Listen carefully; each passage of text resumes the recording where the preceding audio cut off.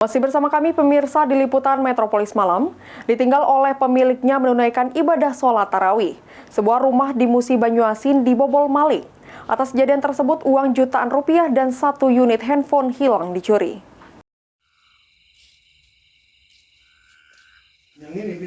Sebuah rumah warga yang berada di komplek Desa Tegal Mulia, Kecamatan Keluang, Kabupaten Musi Banyuasin dibobol maling.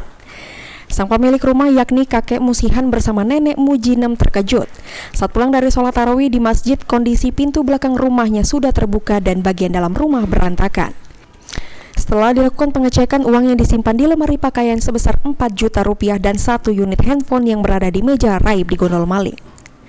Atas kejadian tersebut, korban langsung melaporkan hal ini ke pihak kepolisian yakni Polsek Keluang. Mbah, kejadiannya Mbah?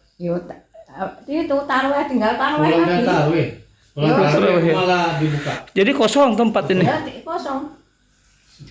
Untung pintu di sini tidak dibukanya. Hilangnya HP dan uang ya Mbah? Iya. Uangnya berapa Mbah? Yang 4 juta, tapi yang di dompet itu entah berapa itu. HP satu ya? HP satu yang kemarin Rp1.600.000 belum lama itu. Atas laporan tersebut, polisi langsung mendatangi lokasi untuk melakukan olah TKP guna penyelidikan kasus pencurian ini lebih lanjut. Ruzi Iskandar, PAL TV.